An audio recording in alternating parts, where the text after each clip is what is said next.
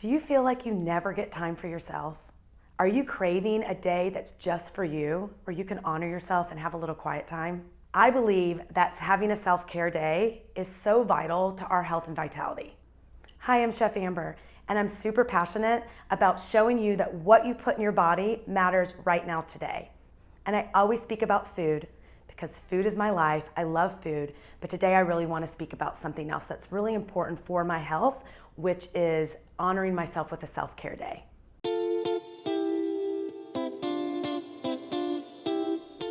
Self-care is so important to me because it allows me to honor myself, take a day to reset, regroup, look at my goals, and to go inward. And it's just really a day that I get to slow down and just be for a moment. So having a self-care day for me did not happen overnight. It was a journey, part of my journey. And I've shared, very openly that I've struggled for years with sugar addiction and eating disorder. And that, ruled my life for over 30 years. And when I was so much in that, I was so unhappy and I was so depleted and I was so tired and I was also overworked and I was overstressed. And honestly, it really came down to me not loving myself. I didn't have any form of self-love. So until I learned how to love myself, then I was able to, set boundaries and have a self-care day. So how did I do that? I have to schedule this day like I scheduled an appointment in my book. So on Sunday nights, I schedule my work schedule, right? I also schedule my workouts. I schedule that play, fun day of self-care, and I try to schedule a day for like errands. So I have 2 days off. If I don't schedule that, all of a sudden my week is over. I also schedule my meditation times. I practice transcendental meditation, which I did a past YouTube video on that, and I have to schedule that right in my book.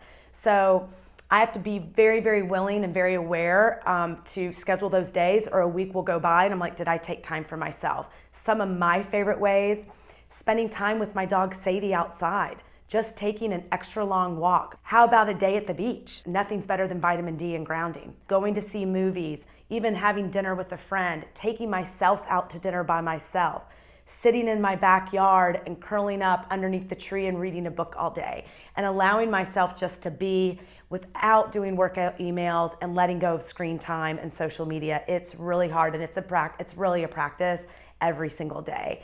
Some of my other favorite, more extravagant self-care things is, I want to go get a massage, or I'll go do acupuncture. Even scheduling a long overdue doctor's appointment or a therapy appointment. Doesn't necessarily sound fun, but that's me taking care of myself.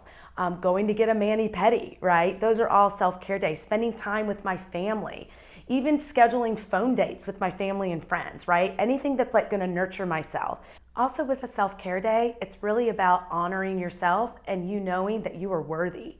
You are worthy of taking a day for yourself. I never thought I was worthy. Also, I never thought that I had the time. I had the martyrism. I was like, I have to work, my employees need me. So how did I get through that? Realizing that I do deserve a day to myself. I started to delegate. I started to learn the power of saying no, right? Stop saying yes and overscheduling myself to every single thing. My self-care days are non-negotiable. And when I don't do it, and I overschedule myself and I work for 7 days, I become resentful, depleted, tired, cranky. I'm not in alignment with myself. And it affects my happiness. It affects my overall well-being. I'm also speaking openly about how I'm healing my adrenals right now, and I need a rest day. And it's just good for my mind, my body, my soul. And it's really a way of me showing that I'm like, I love you, Amber. Like, I love me, right? And really honoring and treating myself like I'm my own best friend. That's what a self-care day does to me. So if you don't have a full day for a whole self-care day, okay, that works for me because my schedule is crazy. So if I get that one day, that's great. Take 2 hours, maybe Friday morning from 9 to 11, you go down to the ocean or to a park or take a walk, or just say, that's my nature time. That's my 2 hours.